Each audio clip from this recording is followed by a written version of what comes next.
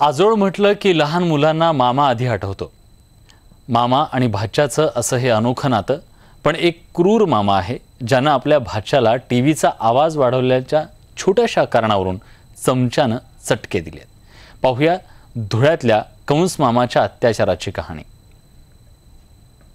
छुप छुप छुप छुप अगीन गाडी फुलांच्या रेषा हवेत काढी पळती। प्रत्येक लहानग्याला हे गाणं लहानपणीच शिकवलं जातं।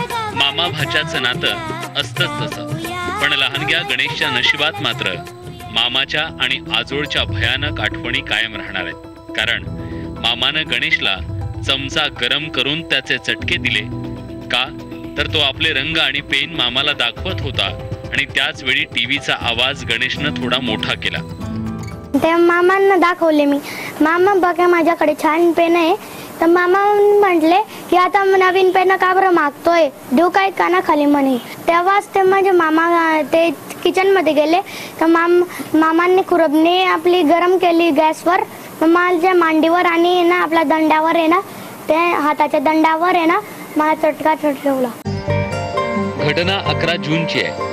गणेशचा कंस मामा मयूर गणेशच्याच घरी म्हणजे जळगावातील अजिंठा विश्रामगृहाच्या क्वार्टरमध्ये आला।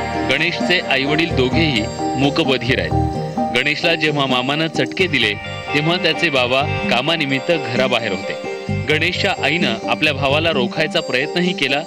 गणेशनं आपल्या काकाला हे सगळं प्रकरण सांगितल्यावर त्यांनी पोलिसात तक्रार दाखल केली। मग तेव्हा मला हे माहीत पडल्यानं त्याला हॉस्पिटलला घेऊन गेलो।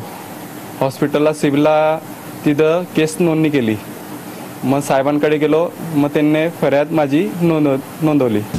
हा कंस मामा इथंच थांबला नाही तर यापुढे तोंडावर आणि गुप्तांगावर चटके देण्याची धमकीही त्यानं भाच्याला दिली। या आधीही गणेशला त्याच्या आजीनं पट्ट्यानं मारहाण केली होती। या प्रकरणात पोलिसांनी अल्पवयीन न्याय कायद्याअंतर्गत मयूर अहिरराववर गुन्हा दाखल केलाय। सदर घटनेमध्ये कलम 324 भादवी आणि कलम 23 ज्युव्हेनाइल जस्टिस ॲक्ट प्रमाणे आपण काल गुन्हा दाखल केलेला आहे। यातील फिर्यादी यांचे भाऊ आणि वहिनी हे दोघं मूकबधीर आहेत। मामा भाच्या नात्याला काळीमा फासणाऱ्या या कंस मामाला कठोर शिक्षा होणं गरजेचं आहे। कारण असंच अघोरी कृत्य तो आपल्या मुलांबाबतही करतो।